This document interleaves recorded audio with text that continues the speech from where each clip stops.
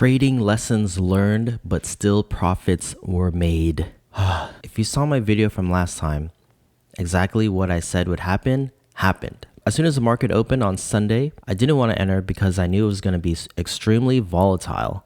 So I was just looking at this, and this wasn't there at the time. So I'm looking at this, and I'm like, all right, here are my 4-hour zones. I was saying that it's going to bounce off of here. And so I was waiting. I have my limit order here, and I see price just kind of pass on by, and it doesn't hit my limit order. And I'm like, okay, so here comes the ADR. It shoots up, all positive candles, and I'm like, oh no, I think price is leaving without me. I'm like, well, it looks like price is hitting this zone, and it maybe from here it'll come back. I just decide based on my impatience and based on my fear of missing out, maybe I could just go short and it'll come down here and then it'll tag me into my real trade. What ends up happening is that it keeps going up and I get stopped out. So I'm like, damn, here, I go long here and it's bouncing off the midline and I'm like, oh no, no, no. And it finally goes into profit, and by now it's like past midnight and I go to sleep. And then I wake up around 3 and I see that I got stopped out. So I'm like, damn, another trade based on impatience and fear of missing out.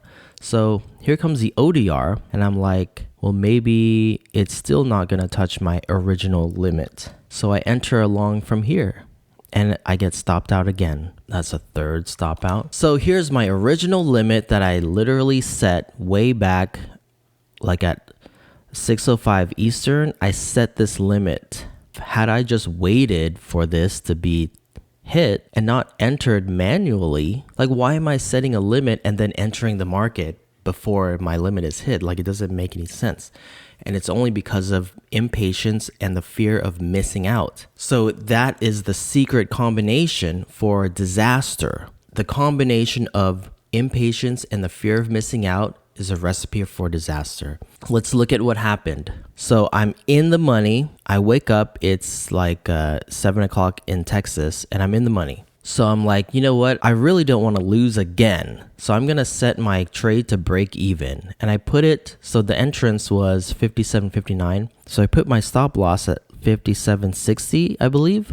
And then look what happened. Look what happens. I get tapped out with a break even because this candle literally comes down to 57.59. That's crazy. And then it just goes back. So I'm like, oh, okay. So I was in the money. Now I have no trade.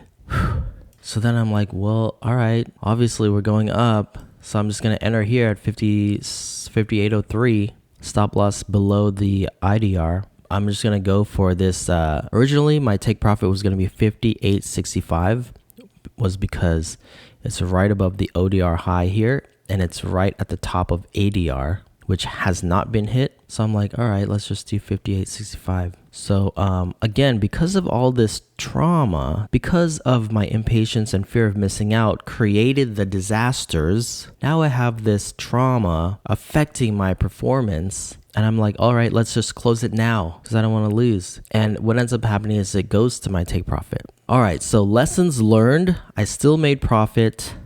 I came out profitable. All right, here are the results. I entered right at 8:17 p.m. Eastern. There's a stop out, 7 ticks. Then I entered again at 8:30 Eastern, stop out, 240. Then I entered again at 3 a.m. Eastern, stop out, 150. My original limit at 57.59 was break even for $30. So I entered again at 10:30 Eastern, finally got half of the original limit trade for 540. So I came out on top.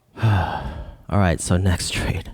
So the next setup, it looks like this is about to get swiped. So I'm going to give you a little secret. These types of trend lines are utterly swiped. I do expect this trend line to be swiped before going any higher. So let's see. If it's going to swipe down here, what are some places that we can enter along? Obviously, it could be this 4-hour zone right here. It could also be the RDR midpoint and the opening. So as soon as the market opens again, I'm going to set my limits and walk away and just wait. Like, what's the point of setting a limit if I'm just gonna trade whenever? All right, that makes sense to me. One of the things that I realize is like, just like when I take a test, it's my initial answer that's usually the right one. If I go back and change it, usually it's the wrong one. So I'm setting these limits this afternoon when the market opens again, and then I'm just gonna walk away and not make trades after I set the limit. Like, why? Okay, here we go. We're gonna see what happens, and I'm just gonna let it play out. Okay? All right, can we do this? Subscribe for the next trades to see what happens and if I literally stick to my limit.